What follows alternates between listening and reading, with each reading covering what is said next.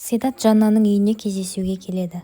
Седаттың күні бойы ыдыс жуғанын естіп күледі. Рафет мырза расында да қорқынышты. Бірақ бірнеше күннен кейін ол ұмытып кетеді, сосын бұрынғы өміріңе қайта ораласың дейді. Седат: солай болса екен, әйтпесе әбден шаршадым. Седат: осында келгенім қандай жақсы болды. Үйден әбден қашыдым. Жанна: ал Налян қалай? Бұл жағдайдан кейін ешкіммен сөйлеспей жүрген шығар. Бірақ бұрында ешкіммен сөйлеспейтін, өте суық деп Жанна күледі. Наляның жағдайы өте қиын, оған уақыт керек. Енді мен кетейін. Фарида ханым мені ұстап алмай тұрған кезде ол құдды бір полиция сияқты. Жанна: одан қорқудың қажеті жоқ. Енді барлығы жақсы болады. Седат: сені мүлдем түсінбедім. Таңертеңгі қылығың анау. Бұнымен не демекшісің? Жанна: уақытысы келген кезде мен саған барлығын айтамын, ал қазірше құпия болсын. Жанна: Седат, мен сені өте қатты сағындым. Мүмкін жатын бөлмеге барармыз? Седат: жоқ, маған жолама. Бүгін таңертең ғана Адил мырза қайтыс болып, оның жерлеу рәсіміне бардық. Мен енді бұлай жасағым келмейді. Сенің күйеуінің істеген анау, баламнан айырылдым. Құдай бізді осының барлығына жазалап жатыр. Жанна: сен рас айтып тұрсың ба? Сен шынымен қазір кетіп қалмақшысың ба? Седат: менің бұл жерден кеткенім дұрыс деп кетіп қалады. Налян бейіт басына әкесіне келеді. Әке, неге мені тастап кеттіңіз? Мен енді мұңымды кімге шағамын? Кімнің иығына басымды қойып жылаймын? Әлемде өзімді жалғыз қалғандай сезінемін. Сіздің жоқтығыңызға мен енді қалай шыдаймын? Ешкім мені түсінбейді деп жылайды. Налян Хайриге қарап: сіз мені жақсы түсінесіз ғой. Хайри: мен сізді өте қатты жақсы түсінем. Менің де анам қайтыс болған кезде бейіт басына келіп жылап, тіпті қонған күндерім де болған. Бірақ уақыт барлығын өзі реттейді. Бұл жерде қалудың еш керегі жоқ. Дұрысы, үйге кетейік. Хайри Налянды жұбатып үйіне баруға көндіреді. Первин: кәне қызым, мен сені екі көзім төрт болып күтіп отырмын. Музафер екеуің не туралы сөйлестіңдер? Қалай өтті? Бір өзгеріс бар ма? Оның жүрегі жібіп саған ғашық бола бастады ма? Апа, біздің бұл кездесуімізден түк шыққан жоқ. Оның қолынан ұстаған едім, ол бірден тартып алды. Негізі бұл ақыр соңында болмайтын іс. Ол әйел затын өмірінен сырып тастаған дейді. Фарида оянып кетіп, шөлдеп су ішуге барады. Хайри мен Налян үйге жетеді. Налян: Хайри мырза, сіздің бүгінгі мені қолдағаныңыз үшін көп рахмет. Сіздің барыңызға рахмет деп Хайриді мәз қып қояды.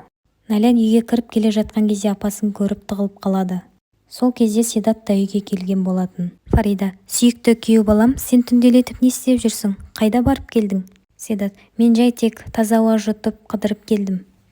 Фарида: тек бары сол ма? Жаннамен кездесіп келген жоқсың ба? Жоға, онымен кездескен жоқпын. Мен өз әйелімді өте қатты жақсы көремін. Фарида: мен сені өте жақсы білемін ғой. Егер Жаннамен кездескеніңді білетін болсам, мен сені оңдырмаймын. Түсіндің бе? Ал енді әйеліңе бар. Сені күтіп қалған шығар. Апасы кеткен соң Седаттың қасына келіп: Налян, мұндай уақытта не істеп жүрсің? Налян: мен жай қыдырып келдім. Седат: осындай уақытта ма? Жоқ, қасымда Хайри мырза болды. Өзімді жақсы сезініп қалдым дейді. Налян: мен саған қалай көмектесерімді білмеймін. Бірақ осының барлығына уақыт керек. Барлығын ұмытасың, өтеді кетеді дейді. Налян: менің ұйқым келді, ұйықтайық. Седат Налянды құшақтап сүйе бастайды. Налян: сен не істеп жатырсың? Менің жүрегім жаралы, мен қаламаймын. Қатты шаршадым деп жатып қалады. Таңертең барлығы жиналып ас ішіп отырады. Рафет: Фарида ханым, кеше қонақтар келді, бірақ Адил мырзаның туысқандары келмеді. Егер оларға жататын жер керек болса, біздің қонақ үйге жатсын. Біз барлығын қамтамасыз етеміз. Фарида: жоқ, Адилдің ешқандай туысқандары жоқ, ешкім келмейді дейді. Рафет: жарайды, онда сіз барлығы ұмыт болғанша біздің үйде тұра беріңіз. Онда естеліктер бар. Гүлжихан жақтырмай амалсыздан: иә, әрине, шешім өзіңізден. Седат: сүйіктім, біз бір жерге шығып қайтсақ кетеді. Налян: жоқ, қажет емес, сен одан да жұмысыңа бар. Селен сыбырласып, оның құпия жұмысын Налян да білетін сияқты. Дүнду: Левент мырза әжетханаға кетті, менің тасымды шығарып берсе болар еді. Рафет түсінбей қалады. Ол не, сенің сақинаңның тасын жұтып қойды ма? Не деген сұмдық? Селен әжетхананың сыртында тұрып: кәне жаным, сенің қолыңнан келеді. Шығаруға тырысып көр. Селен Седаттың кетіп бара жатқанын көріп оның артынан кетеді. Седаттың қандай жұмыс істейтінін білгісі келіп артынан аңдиды. Селен: мұнысы несі? Ол неге көлігіне мінбеді? Неге жаяу кетіп бара жатыр? Түсінсем бұйырмасын. Ол неге автобус аялдамасына келді? Седат автобусқа отырып кетеді. Селен такси ұстап ары қарай аңдиды. Дүнду ақыры тасына қол жеткізіп қуанып тұрады. Оны жақсылап суға жуады. Гүлжихан Дүндуге ашуланып: оны тез бұл жерден алып кет. Левент: ұлым, сен шаршаған шығарсың. Седат Жаннамен телефонмен сөйлесіп тұрады. Мен қайта мына құрып кеткір жұмысқа келдім. Сен маған хабарласпа, мен өзім хабарласамын. Тіпті хабарлама да жазба, телефон менің қолымда болмайды. Селин таңғалып, ол неге жұмысшылар кіретін жақпен кіріп бара жатыр? Не жұмыс екенін көрейік, анықтайық деп ары қарай кетеді. Бірақ Селин одан көз жасып қалады. Селин, Седат қайда кетті? Ол мұнда не істеп жүр? Оның не шаруасы бар? Жанна үйіне кірген кезде Фарида ханымды көріп шошып кетеді. Фарида ханым, сіз мұнда не істеп жүрсіз? Менің балаларыма не істедіңіз? Столдағы тоқашты көріп өзіне істегені есіне түсіп кетеді. Менің балаларым әлі кішкентай. Сіз оған не істедіңіз? Қызым, кәне оян. Фарида, сен мынадан қорқып тұрсың ба? Деп өзі жейді. Сол кезде барып жанына басылады. Налянға Биллур хабарласып, Налян, сенде барлығы жақсы ма? Уайымдама, менде барлығы жақсы. Хайри, Налян ханым, біз қайда барамыз? Налян, қайда болса сонда, өзім де білмеймін. Көрейік қай жерден тоқтайтынымызды. Жанна балаларын бөлмесіне алып барып, Фарида ханым, жетер енді, сіздің бұл не істегеніңіз? Менің балаларымнан аулақ жүріңіз. Фарида ашуланып оны қылқындырады. Сен менің қызым туралы өтірік айтып келдің, ал енді мен сенің балаларыңды жайына қалдыруым керек пе? Фарида ханым, бұның өтірік емес екенін екеуміз де жақсы білеміз. Жанна, қайдағын айтпа. Жанна, Налян сіздің қызыңыз емес, немереңіз. Менің қолымда бұны дәлелдейтін құжат бар. Бұрын сіз жойған, бірақ ол менің қолымда. Оның көшірмесін Налянға жіберсем, бұған қалай қарайсыз? Налян байқұс әкесінен айырылды, ал енді анасынан да айырылғанын білсе, қандай жағдайда болар екен? Қызық, ол әкесінен емес, атасынан айырылғанын білсе не істер екен? Менімше ол қатты қапаланады. Дұрысы, менен аулақ жүріңіз, сонда сізден де аулақ жүремін. Фарида, сонда сен не мен күйеу баламның қасынан шықпақшысың ба?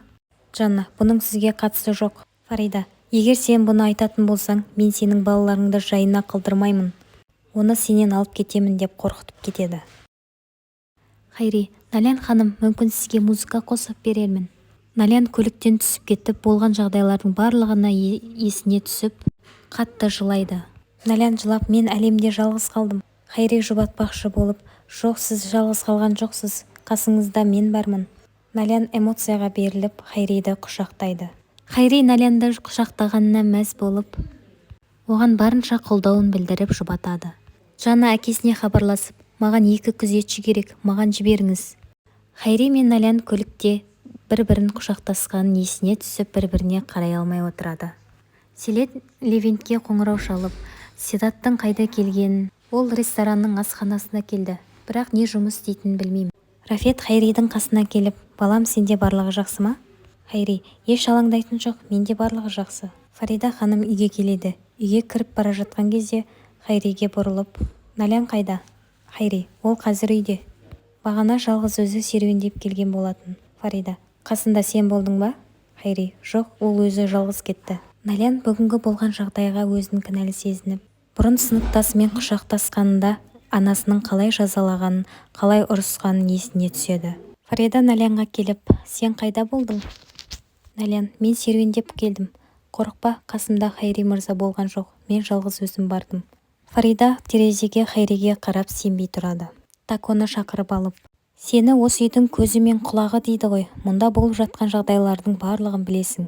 Тако, иә ханым, барлығы менің көз алдымнан өтіп жатыр, мен барлығын білемін. Ендеше айтшы, Налян қанша уақытқа кетті? Тако, ол 2 сағаттай уақыт болмады. Ол жалғыз кетті ме? Тако, жоқ, ол Хайри мырзамен кетті. Сен оған сенімдісің бе? Иә, мен оған сенімдімін.